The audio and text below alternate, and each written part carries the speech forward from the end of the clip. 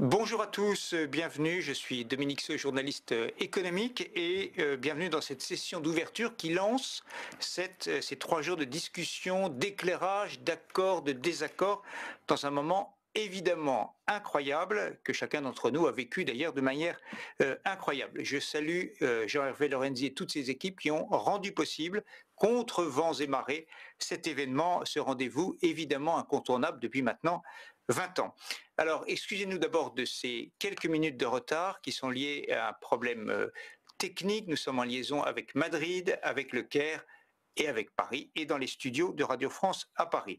Voici nos premiers intervenants de ces journées de très haut niveau, une ministre espagnole en exercice, un prix Nobel de la paix égyptien, la responsable rwandaise d'une organisation internationale, une éditrice française de grand talent, personnalité de la culture, et un économiste d'une école prestigieuse. Le sujet de lancement, comment notre histoire est-elle en train de changer? Comment a-t-elle déjà changé au cours de ces derniers mois? Que dit le Covid-19 et sa gestion du fonctionnement de nos pays partout où nous sommes? Y aura-t-il vraiment un monde d'après ou est-ce un fantasme journalistique? Quelle, au fond, première leçon pouvons-nous tirer? Nous avons avec nous, et nous avons cette grande chance, Nadia Calvino, qui est vice-présidente, que nous allons voir, à l'écran, vice-présidente du gouvernement espagnol. Bonjour Madame la Ministre, ministre de l'économie et de la transformation digitale. Nadia Calvino, vous êtes aussi la candidate espagnole à la présidence de l'Eurogroupe et vous avez été directrice du budget à la Commission européenne. Mohamed El Baradei, vous êtes prix Nobel de la paix en 2005 pour les efforts accomplis sur la non-prolifération nucléaire. Vous avez été le directeur général de l'AIEA, l'Agence internationale de l'énergie atomique. Vous êtes donc égyptien et vous aviez démissionné du gouvernement pour protester contre la répression des manifestations à l'été 2013. Bienvenue, merci d'être là.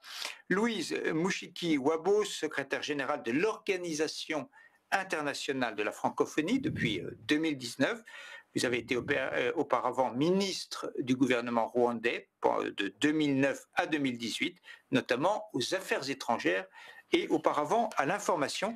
Vous avez étudié aux États-Unis dans les années 90, ce qui est sans doute une chance. Françoise Nyssen, dans ce studio à Radio France, ici à Paris, éditrice d'une maison renommée, talentueuse, ancienne ministre de la Culture, entre 2017 et 2018.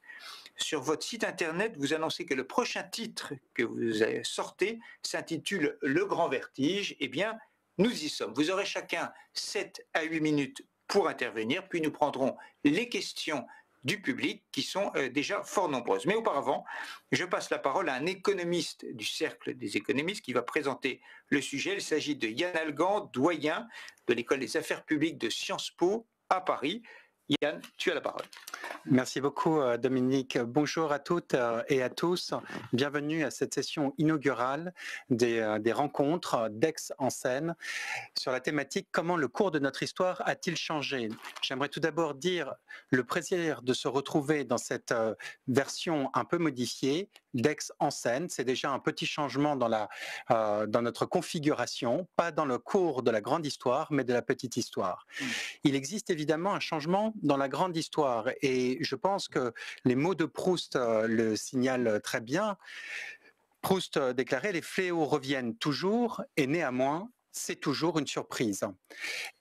Marcel Proust disait par là très bien la tension dans la restitution dans la longue durée des événements pour ne pas exagérer l'inédit et en même temps de toujours souligner ce qu'il y a de différent. Et c'est cette rencontre entre l'immédiat et les forces plus en profondeur qui rend le moment exceptionnel de chaque époque.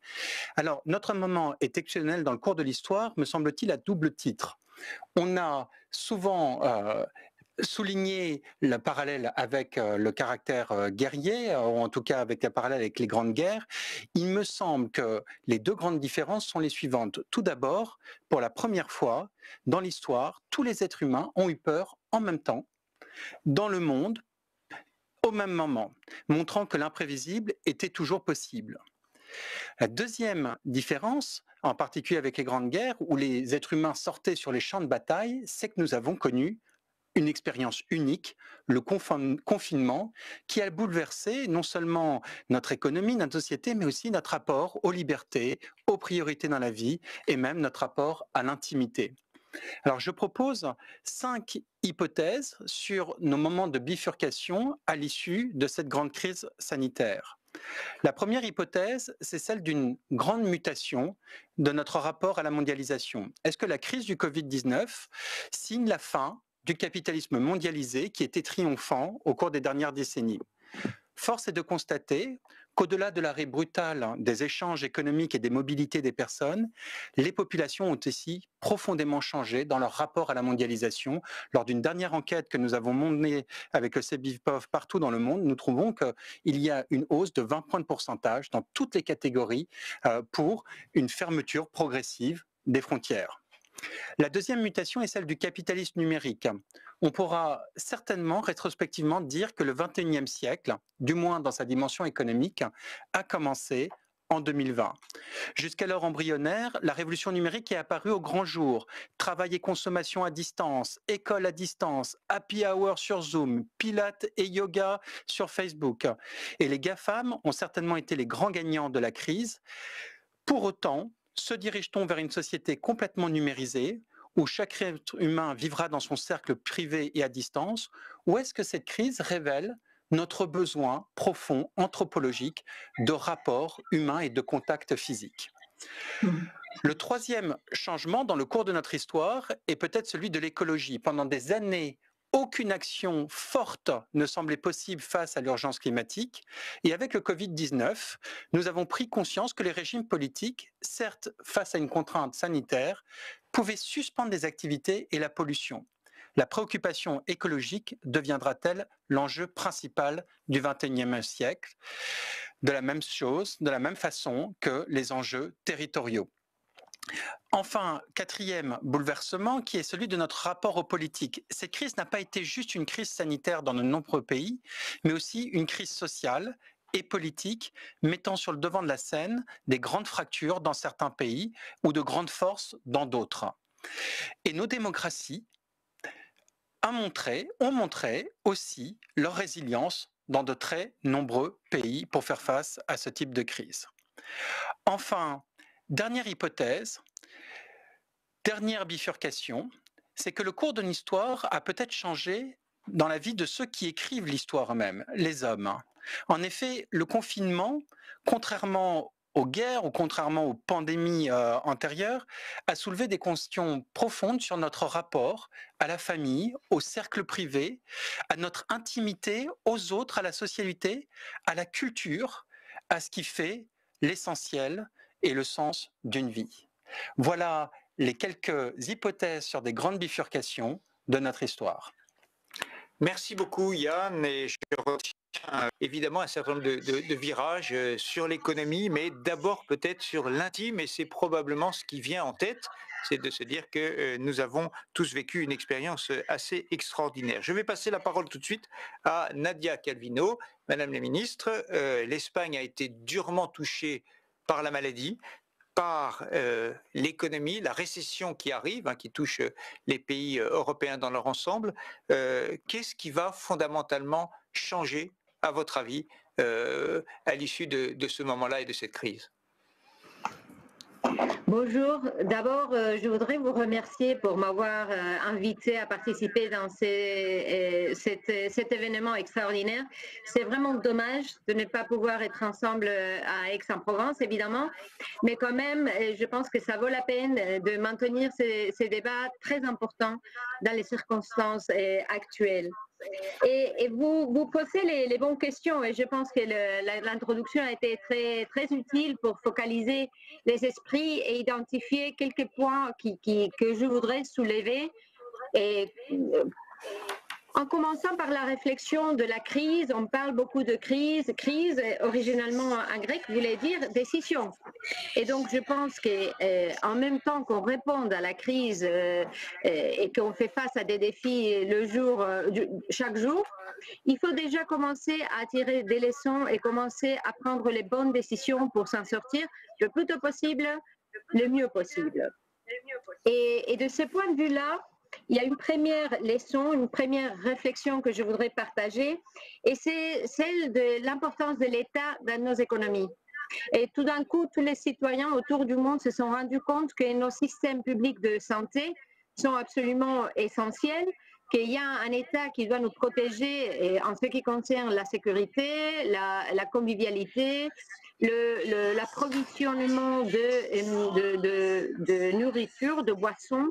On a redécouvert ce qui est vraiment important. Et je viens précisément d'un événement assez extraordinaire qu'on vient de signer ce matin avec le président du gouvernement, qui a signé avec les partenaires sociaux, les représentants des entreprises, les représentants des travailleurs, un accord pour la relance économique en Espagne. Et je pense que le fait d'avoir eu cette signature et que nous soyons ensemble à identifier et le besoin de travailler ensemble montre déjà le rôle que probablement le secteur public devra avoir dorénavant. Deuxième réflexion, et dans la même ligne qui a été déjà évoquée, et cette crise est en train d'accélérer certains processus qui étaient déjà en cours, dont la digitalisation et la lutte contre le changement climatique sont absolument primordiales. Et l'objectif d'une croissance équitable, durable, je pense, va devenir d'autant plus important après cette crise, puisque les citoyens voudront avoir un entourage, un environnement qui soit plus sûr. Et parce qu'on s'est rendu compte que si c'est difficile de faire face à cette crise, comment est-ce qu'on pourrait faire face à une véritable crise climatique à l'avenir, non? Les défis sont énormes et il faut avoir des réponses le plus tôt possible. Troisième réflexion, et il y a deux concepts qui sont très pertinents, qui sont liés à ce que je viens de dire, et c'est la justice intergénérationnelle et la résilience. Et nous devrons émettre des volumes très importants de dette publique. Le Fonds monétaire international prévoit en effet une augmentation record de la dette mondiale cette année. Ça pourrait constituer un fardeau pour les générations futures si nous n'investissons bien cet argent. Et c'est pourquoi il faut faire l'impossible pour laisser un monde meilleur pour nos enfants, investir toute cette dette dans l'avenir, dans une croissance plus équitable, plus soutenable, comme j'ai évoqué déjà. Quatrième réflexion, les défis de cette crise sont mondiaux, il faut avoir une réponse mondiale. Et on se rend compte qu'on doit travailler ensemble pour trouver la vaccine qui pourra nous protéger à l'avenir, pour pouvoir répondre de façon efficace d'un point de vue sanitaire, mais aussi d'un point de vue économique, d'un point de vue social. Et c'est donc, je pense, dans les institutions et les contextes multilatéraux qu'il faudra travailler encore plus dans les mois qui viennent, les années qui viennent, si on veut avoir une meilleure, une résilience plus forte à niveau mondial. Et finalement, pour revenir à l'Europe, je crois que dans la crise intérieure, la crise financière, il y a plusieurs qui ont dit qu'on a réagi trop tard, trop peu. Cette fois-ci, nous avons réagi très vite et de façon très efficace, je pense. La Banque centrale européenne, tous les ministres d'économie et finances de l'Eurogroupe, de l'ECOFIN, nos leaders se sont mis d'accord pour trouver une réponse européenne. Dans les semaines qui viennent, il y aura une négociation pour le cadre financier pour les 7 années à venir et pour un fonds de récupération et résilience commun, financé avec de la dette européenne. Je pense que cette fois-ci, nous avons bien lu et appris les leçons de la crise et nous sommes en train de réagir de façon appropriée à cette crise mondiale. Je termine donc pour revenir à ce que j'avais partagé avec vous, cet événement, cette signature qui a eu lieu ce matin entre le président du gouvernement espagnol, le président Sánchez et les partenaires sociaux. J'étais en train de réfléchir à comment nous avons besoin de travailler tous ensemble, tous les partis politiques, toute la société et les entreprises, les travailleurs. Nous devons tous aller dans la même direction pour faire face aux défis que nous avons devant nous. Certains sont hérités du passé, certains ont été créés par la crise et d'autres sont des défis de l'avenir qui se sont accélérés à cause de l'arrivée de la COVID-19. Et donc, comme Yann Algan disait très bien, nous sommes tous autour du monde en train de vivre en même temps un bouleversement total Je pense que nous devons tous sortir ensemble en renforçant tout ce qui nous rassemble. Permettez-moi de finaliser avec cette idée positive et pour écouter les autres participants avec le plus grand intérêt et en vous souhaitant une bonne ouverture et une excellente session dans ces conférences si importantes. Merci beaucoup. Je vais vous poser juste une question avant de passer la parole à l'intervenant suivant. En 2009, on a bien vu après la crise financière 2008-2009 que l'Europe avait mis beaucoup de temps, beaucoup plus que les États-Unis en tout cas, à remonter la pente. Est-ce que vous avez l'impression que tout se met en place?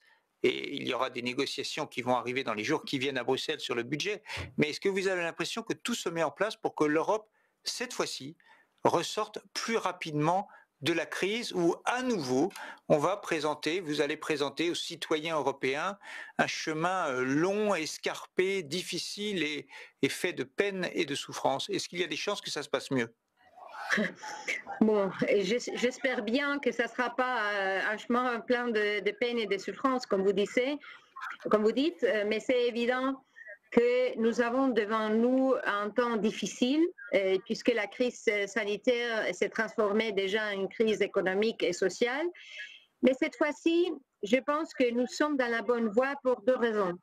D'abord, parce que immédiatement, dans les cours de 3-4 semaines, nous avons été capables de mettre en place une triple ligne de sécurité pour les entreprises, pour les travailleurs, pour les États, avec les nouvelles lignes de liquidité qui vont être financées avec la dette de la Commission européenne, de la Banque européenne d'investissement, du mécanisme européen de stabilité, c'est-à-dire que nous avons très vite mis en place un instrument de support pour l'action des États. En parallèle avec la réponse très efficace et ambitieuse de la Banque centrale européenne, qui est fondamentale pour garantir la stabilité financière, évidemment. Ça, c'est un premier élément. Et deuxièmement, la Commission européenne a mis sur la table une proposition ambitieuse, la création d'un fonds de reconstruction et de résilience de 750 milliards, qui donnerait une réponse forte aux défis économiques que nous avons devant nous.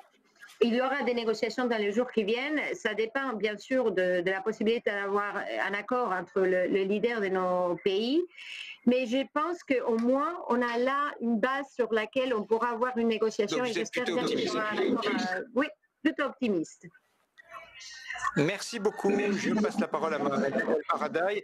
Alors, quand nous avons eu un échange avec vos équipes, j'ai eu le sentiment que vous étiez saisi, vous, d'une sorte de colère plus froide. Vous êtes assez critique, me semble-t-il, sur ce que nous vivons en ce moment, notamment un certain nombre d'inégalités qui se sont révélées dans ce moment-là. Dites-moi si je me trompe. En tout cas, je vous passe la parole.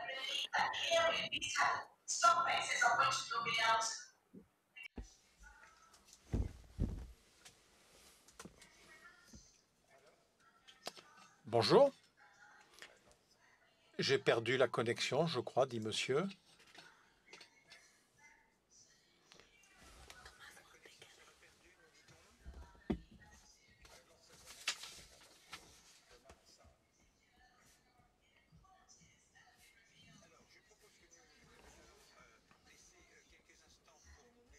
La technique puisse récupérer la liaison avec le Caire.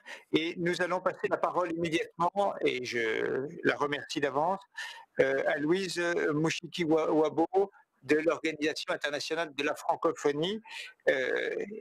Évidemment, vous avez un regard multilatéral, et donc il est intéressant de savoir si, comme la ministre espagnole, vous, comme Nadia Calvino, vous avez l'impression que les États ont travaillé ensemble dans cette crise à la fois sanitaire et économique, ou au contraire, ce qui est un peu le sentiment qu'on peut avoir au niveau mondial, que chacun est parti un peu de son côté, notamment si on regarde de l'autre côté de l'Atlantique. Je vous passe la parole.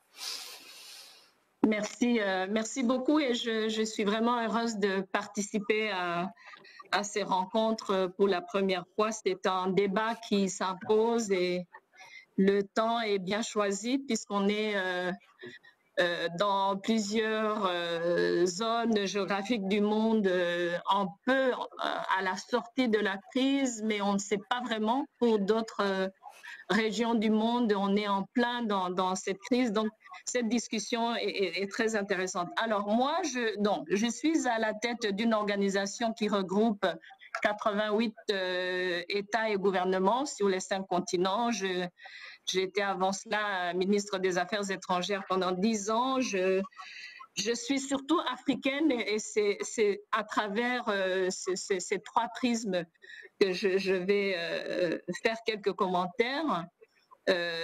Moi, je pense que cette crise, en fait, est venue accentuer des tendances qui étaient déjà en place.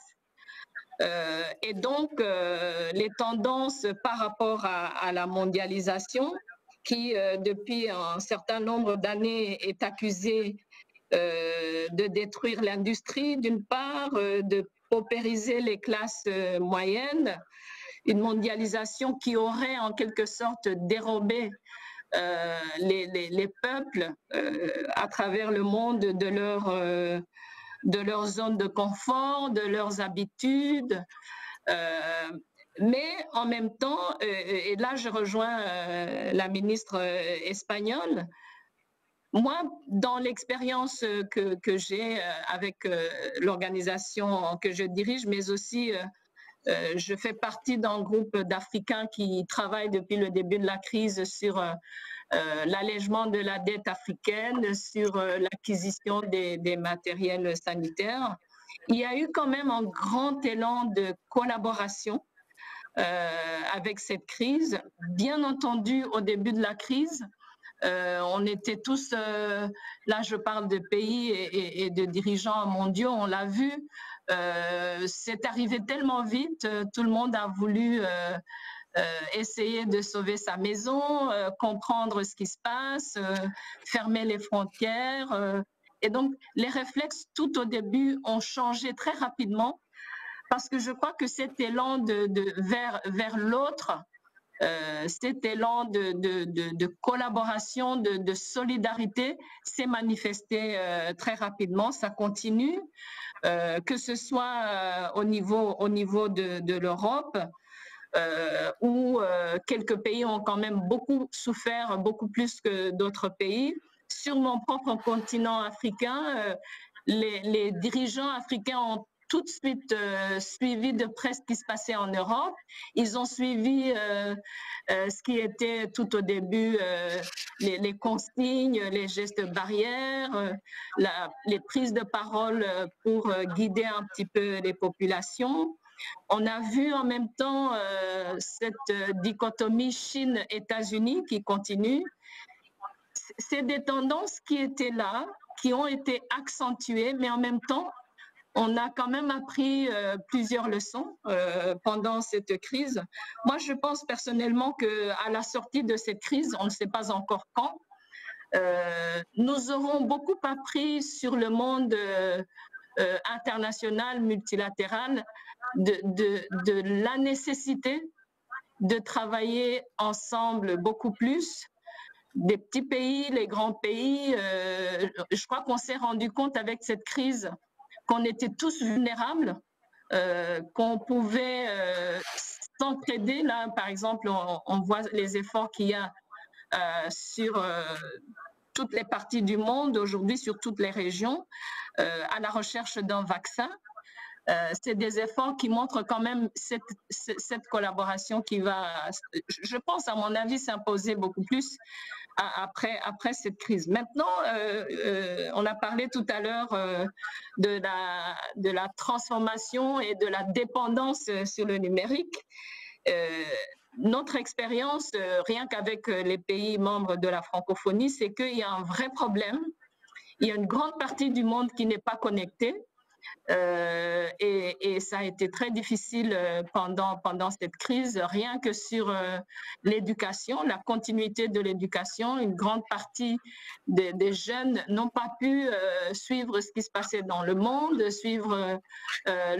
poursuivre leurs études. Sur le plan personnel, nous avons tous, enfin ici, nous avons pu parler régulièrement à travers plusieurs écrans et plusieurs outils à nos familles, à nos amis. C'était même un moment de rapprochement. à travers la technologie. Donc, je pense que du point de vue de l'importance du numérique, il est clair que on va vers une période où on va beaucoup compter sur le numérique, tout en sachant que la privation des contacts humains a quand même eu un impact sur nous tous. Moi, je suis ici à Paris, je suis en Europe, j'ai la famille en Afrique, j'ai la famille aux États-Unis. Et donc, on s'est rendu compte qu'en réalité, il y a des outils qui sont indispensables aujourd'hui, rien que pour pouvoir connecter sur le plan humain. La question de l'environnement, je crois que cette crise qui reste sanitaire et économique en grande partie aussi, est quand même une crise qui nous a réveillés par rapport à l'importance écologique. On l'a vu avec les élections municipales ici en France tout dernièrement. Mais je crois que pour beaucoup de personnes, et j'espère surtout pour beaucoup de dirigeants de pays, d'organisations telles que la mienne, on a quand même pensé à ce que serait une crise écologique de plus ou moins la même ampleur. Ça a réveillé en nous la peur de ce qui pourrait arriver si on ne fait pas beaucoup plus attention aux questions écologiques. Je voudrais juste dire un mot sur les inégalités. Alors, pendant cette crise, les inégalités qui existent déjà, il y a eu plusieurs élans de protestation à travers le monde. C'est une question qui touche pratiquement tous les pays. On s'est rendu compte en fait que certaines inégalités, notamment en ce qui concerne les infrastructures de santé, l'acquisition des matériels sanitaires, pour beaucoup de pays sur mon continent, par exemple l'Afrique, le fait d'être confiné ou de ne pas d'être limité dans ses mouvements a été vécu et continue à être vécu comme un traumatisme parce qu'il y a beaucoup de personnes dans le monde et sur le continent africain, encore une fois, qui vivent parce qu'ils sont sortis, parce qu'ils ont pu aller dehors et faire un petit boulot et gagner leur vie, qui gagnent leur vie au jour le jour. Et donc, je pense qu'on a été aussi très conscient d'un style de vie qui est précaire pour beaucoup d'entre nous à travers le monde. Mais tout ceci dit, pour conclure, il y a eu beaucoup de débats, il y a eu beaucoup de prédictions. Je pense qu'il est un peu tôt pour savoir exactement comment cette crise nous aura affectés. La seule chose dont moi je suis convaincue, on verra par la suite, c'est que on a senti que l'humain a besoin de l'humain. L'humain a besoin de la nature. Moi qui aime les balades dans les bois et dans les jardins, j'étais très malheureuse. Mais c'est donc, pour moi, je pense, un moment de réveil. On ne sait pas exactement comment on sera à la sortie de cette crise. On a pris une grande conscience des échanges humains, de l'importance de la nature, de l'importance grandissante du numérique. Mais je pense que c'est avec le temps qu'on pourra dire d'une manière plus définitive de l'impact que cette crise aura eu sur nous tous. Merci beaucoup. J'ai bien retenu de ce que vous nous avez dit la notion, le mot de distance, distance numérique, distance physique avec des familles éclatées, mais aussi des liens sociaux, économiques, évidemment à distance en ce qui vous concerne, et des inégalités qui se sont accrues. Est-ce que Mohamed El Baradei, ça fonctionne ou pas?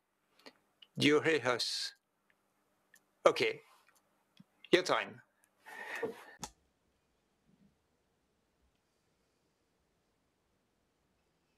Je suis désolé, en cabine, nous ne recevons pas Monsieur El Baradei. Je suis désolé, la cabine de traduction ne reçoit pas Monsieur El Baradei.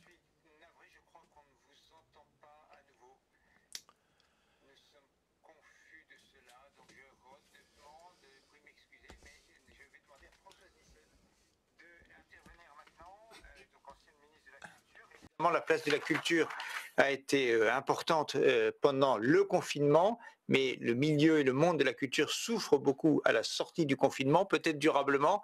Quelles leçons vous tirez, vous, entre l'essentiel et l'accessoire, le risque étant naturellement qu'un certain nombre de personnes considèrent, à tort bien sûr, mais considèrent que l'économique au sens, l'industrie, les services, soit plus important que la culture dans les temps qui viennent. Qu'en pensez-vous? D'abord un mot, Mohamed El Baradei, je suis désolée, je prends la parole avant vous. Je suis l'éditrice de Ala Soigny que vous connaissez bien. Voilà un autre égyptien qui, à travers les livres, dit quelque chose du monde et qui, à travers les livres, montre l'importance de la culture pour éveiller les consciences. L'autre chose que je voulais vous dire, cher Dominique Seux, c'est que vous avez parlé du Grand Vertige. Ce n'est pas un ouvrage que je vais faire j'écris moi-même et que je vais faire paraître. C'est un formidable ouvrage qu'on va publier à la rentrée d'un jeune auteur qui s'appelle Pierre Ducreuset et qui est exactement sur des sujets qui nous animent aujourd'hui et qui croque par l'écrit une série de portraits de gens qui s'impliquent dans toutes les problématiques qui nous occupent aujourd'hui et dont nous débattons. Donc, dont je vous conseille la lecture. Il se fait que j'ai regardé attentivement l'ensemble des personnes que vous avez invitées et c'est très impressionnant pour ce cercle des économistes. Il se fait que je me sens très investie d'une très grande responsabilité parce que je pense que je suis à peu près la seule de la culture qui va s'exprimer pendant ces 3 jours.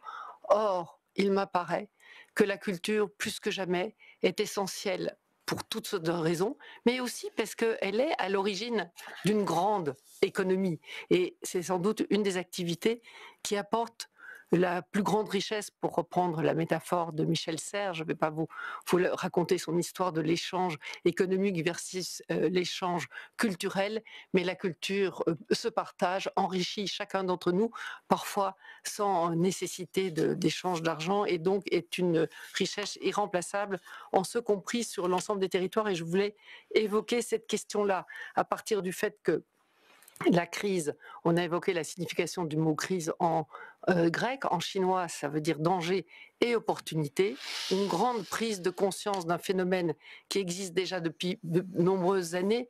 Nous intervenons sur l'idée de le cours de l'histoire a-t-il changé, mais ça fait des années qu'il change, je dirais depuis qu'on a constaté qu'on est dans l'ère de l'anthropocène, c'est-à-dire que nous, les humains, on a impacté sur notre planète de telle sorte que les changements environnementaux, sociétaux, climatiques sont de nature à nous affecter durablement et sans doute encore plus que ce que nous venons de vivre, qui n'est qu'un des aspects, puisque d'ailleurs c'est dû en partie à la perte de la biodiversité et du fait que les habitats des virus sont plus directement en relation avec l'humain, et donc la propagation, ça ne vous échappe pas non plus qu'on parle de Covid-19, ça veut dire qu'il y en a eu 19 avant nous et qu'il y en aura peut-être encore, et donc il est urgent de poser ces questions dans leur globalité. Ce qui est apparu à travers cela, c'est que plus que jamais, et vous avez dit que je suis éditrice, j'étais une ancienne ministre de la Culture, mais je suis avant tout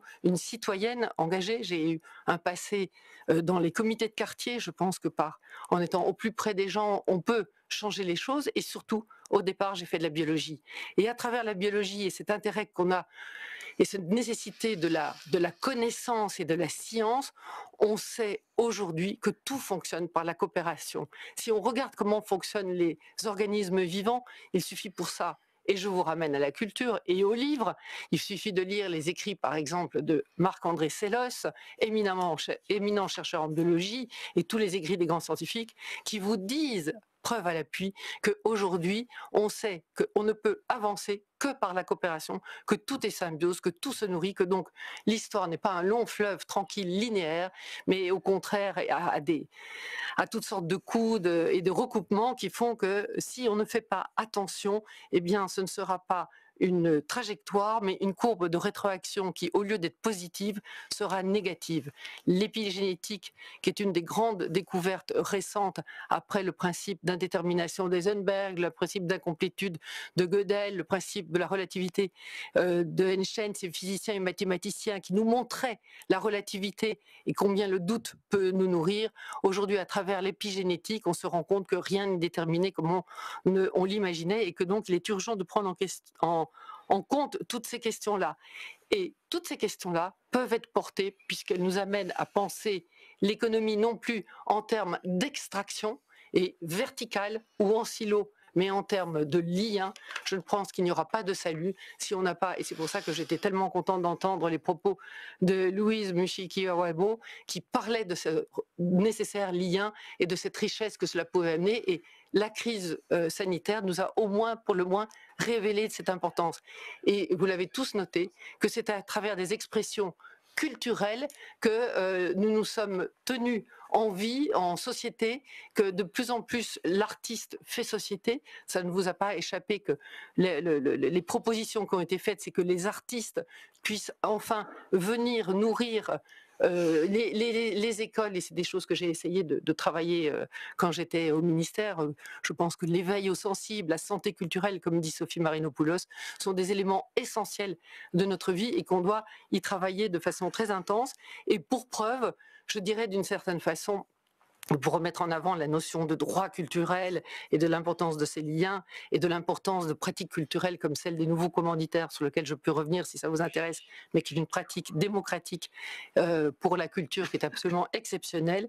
Eh bien, ce qu'on essaie de faire à Arles, à travers tout un écosystème qui part d'une maison d'édition, on publie des auteurs, un lieu où on fait de la culture, de la musique, des arts, d'une école, une propriété qu'on anime en agroécologie, parce que c'est l'alimentation qui est aussi capitale et qui influe sur notre santé. Et donc, il s'agit de reprendre l'agriculture en étant respectueux des sols, de la nature. Enfin, tout est lié. C'était Hippocrate qui disait que la santé, c'était l'alimentation. Donc, tout est lié, en fait. On ne peut pas prendre un problème sans aborder presque d'une façon holistique l'ensemble de la chose et l'écosystème. Et c'est ce que nous nous attachons à faire au plus près du terrain. Et c'est pour ça que j'étais extrêmement heureuse de pouvoir témoigner en tant qu'acteur du terrain pour dire que c'est possible et qu'on peut être source d'économie à tel point que dans notre ville d'Arles où j'habite, eh bien, c'est la culture qui fait l'économie de la ville, et nous allons nous retrouver autour de tous ces thèmes à la fin du mois d'août, puisqu'on travaille à un grand forum sur agir pour le vivant. Mais avant ça, je trouve qu'il y a une façon d'appréhender le monde et la politique, puisque vous avez aussi parlé de la question de la représentation. Soyons très concentrés et attentifs à ce qui se passe avec la Convention citoyenne pour le climat, parce que là, il y a quelque chose d'exceptionnel qui est en train de se passer, où on a demandé à des citoyens, à travers des heures de travail, d'écoute de l'ensemble des experts, de la connaissance qu'on avait sur le sujet, d'émettre des propositions. Elles sont émises. J'espère qu'elles seront suivies des faits, parce que c'est notre avenir qui en dépend, l'avenir de nos enfants. Soyons ceux que nous attendons et agissons au plus près des territoires et au plus près de tous pour espérer un changement. Merci Françoise Nyssen. On fait une dernière tentative avec Mohamed El Baradei. Est-ce que vous nous entendez? Pouvons-nous...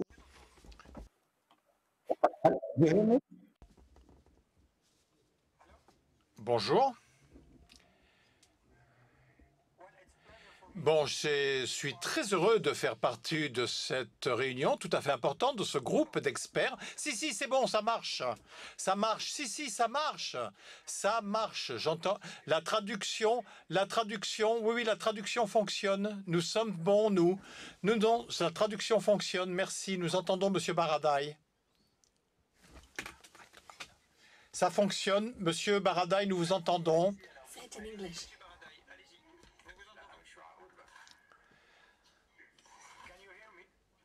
Oui, très bien, Monsieur Baradei. Allez-y, Monsieur Baradei. Merci. Je suis très heureux d'être avec vous dans cette cette réunion à un moment où le monde est certainement confronté à une grande crise. Mais je voudrais d'abord vous dire que je suis très heureux d'être le seul homme de cette tribune. Donc au moins, je pense qu'à ce stade, nous faisons de très bonnes choses. Voilà. Je voudrais tout d'abord vous parler de 3 sujets. Premièrement, les inégalités qui sont en train de nous frapper de plein fouet en raison de cette crise de la Covid-19. Ce n'est pas vrai que le virus n'est pas discriminateur, c'est faux. Si l'on regarde le nombre de personnes pauvres, déshéritées, qui sont en fait, qui subissent cette infection et qui meurent, tout simplement parce qu'ils n'ont pas accès au système de santé. Ils ne peuvent pas assurer la distanciation physique ou sociale simplement parce que les lieux où ils habitent sont trop proches, sont quelque part trop denses et ils doivent retourner travailler pour survivre, ce que j'appelle les travailleurs essentiels. Dans un pays comme l'Égypte, par exemple, 40% des individus vivent de l'économie informelle, donc ils doivent aller travailler tous les jours. Donc pour eux, c'est un choix entre protéger leur vie ou protéger leur survie, entre guillemets. Donc c'est la première question. La deuxième question, le deuxième sujet que je voudrais mentionner, c'est les priorités qui ont en pleine distorsion, en totale distorsion. À cette époque, l'année dernière, nous avons passé 1,3 trillion de dollars en armement et il a fallu faire du triage. Il a fallu choisir entre... en gros, c'était qui allait vivre et qui allait mourir. C'était le choix de Sophie, le choix. Nous n'avons pas de ressources pour faire mieux que cela, êtes-vous certain? Mais c'est la réalité, c'est ce que nous avons vu. Nous avons dépensé moins de 10% de ce qu'on a dépensé en armement pour l'assistance sociale. Et donc, de ce fait, nous avons 2 milliards de gens qui vivent dans la pauvreté. Donc, ce sont vraiment des questions... C'est pas nouveau, c'est pas nouveau. Mais Thomas Piketty on en parlait de la pauvreté, de l'inégalité. Mais à ce stade, lorsque l'on voit de façon très obscène... Attention, j'ai plusieurs voix dans le micro, s'il vous plaît, taisez-vous au studio. Donc, je voudrais parler ici de la coopération internationale. Lorsqu'on a besoin de la coopération internationale à une époque où aucun de nos problèmes ne peut être résolu sans coopération internationale, que ce soit les pandémies, le terrorisme, que ce soit les crises de changement climatique, peu importe, nous avons besoin de coopération internationale. Mais où en est la coopération internationale aujourd'hui? Laissez-moi vous donner 2 exemples. D'abord, le Conseil de sécurité, qui est supposé être le premier organisme de sécurité de paix dans le monde. Donc, depuis 3 mois de pandémie, il n'a pas pu se mettre d'accord sur un plan d'action. Jusqu'à aujourd'hui, encore à ce jour, ils ne peuvent pas, en fait, assumer leurs responsabilités et nous de fournir un plan d'action. Deuxièmement, il y a une organisation que nous avons depuis 68 pour l'Organisation mondiale de la santé, excusez-moi, l'Organisation de la santé, l'OMS. Et donc cette organisation qui est supposée nous aider à combattre les épidémies. Tout ce que l'on voit avec l'OMS, c'est une organisation qui n'a pas assez de ressources, qui n'a pas d'autorité, qui doit aller chercher mendier des informations auprès des États membres, alors que dans l'organisation de l'agence atomique, lorsqu'on avait un mandat d'aller dans un pays et de demander des faits, de partager ces faits. Mais ce qui se passe avec l'OMS, c'est que, en fait, au milieu de cette pandémie, en pleine pandémie, les Américains se sont retiré leur budget.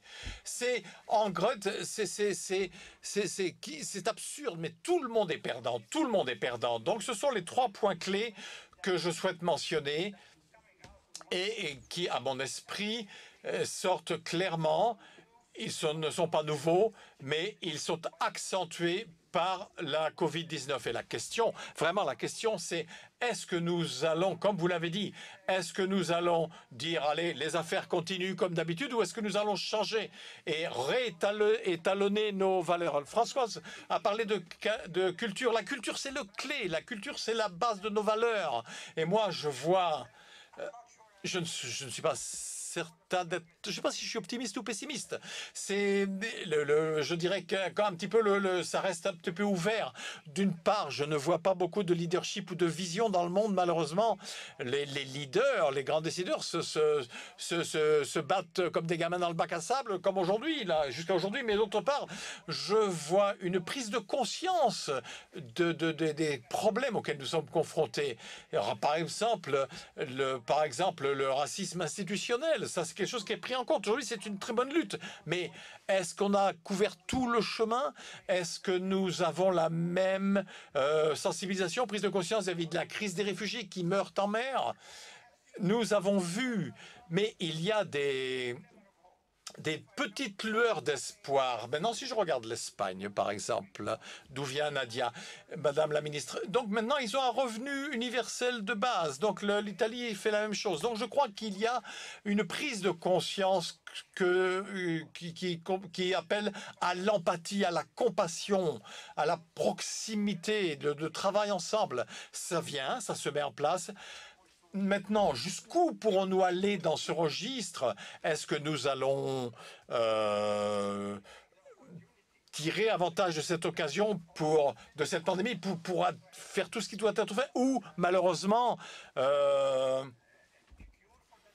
trouver ou chercher un vaccin, on ne sait pas. Donc, tout ça est ouvert. Donc, mais ce problème, encore une fois, tout est ouvert et nous verrons. Merci. Merci beaucoup de cette intervention. Nous allons prendre deux questions. Une qui va être lue, qui est de Fifi de Toulouse, qui est posée à la fois à Mohamed El Baradei et à Louise Mouchiki-Ouabo. Et j'aurai après, moi, une question qui vient de Londres, de Johan, qui est posée à Nadia Calvino. Yann.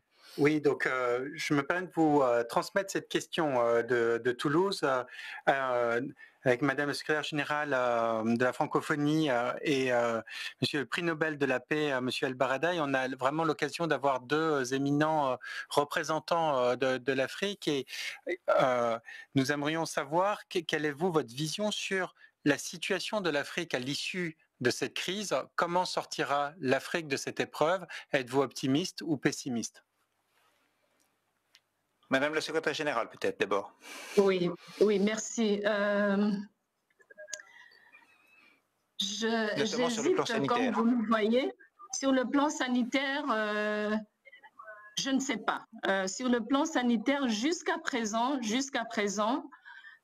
sans grandes explications scientifiques, l'Afrique a été quand même assez préservée par rapport au reste du monde, à certains pays, surtout en Europe et en Amérique, que ce soit les États-Unis ou l'Amérique latine. Mais il y a quand même des tendances ces dernières semaines d'augmentation des cas. Ceci dit, je pense que l'Afrique sortira de cette crise avec cette constatation, c'est que l'Afrique n'a pas, d'une manière générale, l'Afrique n'a pas investi assez dans la santé, que ce soit sur le plan des infrastructures ou des procédures. Moi, je prédis qu'à la sortie de cette crise, beaucoup de pays africains vont revoir les budgets liés au système sanitaire à la hausse. Maintenant, ce qui est clair par rapport aux aspects non sanitaires, c'est que économiquement, l'Afrique a été très frappée. Ça, c'est le grand souci aujourd'hui pour beaucoup de dirigeants africains. Il y a sur le continent, donc sur 54 pays, 5 pays qui ont été très durement touchés. Mais tous les pays, toute l'Afrique, tout le continent souffrait déjà dès le début de la crise du côté économique. Beaucoup de pays, l'Afrique du Nord, l'Afrique de l'Est, dont mon propre pays, le Rwanda, le Kenya, des pays qui vivent beaucoup du tourisme, des voyages, des services, sont des pays qui vont être très profondément touchés, mais pour le reste du continent aussi, les dépenses liées à la gestion de cette crise, ce dont je suis sûre, c'est que du point de vue économique, l'Afrique va beaucoup souffrir. Mais j'ai aussi, sur le côté plutôt positif, j'étais très positivement surprise par la manière dont la crise a été gérée dès le début par des mesures assez contraignantes pour un continent avec le style de vie et l'économie. Et donc, on verra à la fin de cette crise, mais certainement sur le plan économique, l'Afrique sera très frappée. Mohamed El Baradei, en Afrique, comment voyez-vous le continent africain, à la fois sur le plan sanitaire et économique? Une réponse, hélas, qui sera assez courte. Merci beaucoup. Nous avons besoin d'un acte divin. La situation est extrêmement fragile. J'ai eu hier une réunion sur l'Afrique, sur la santé en Afrique.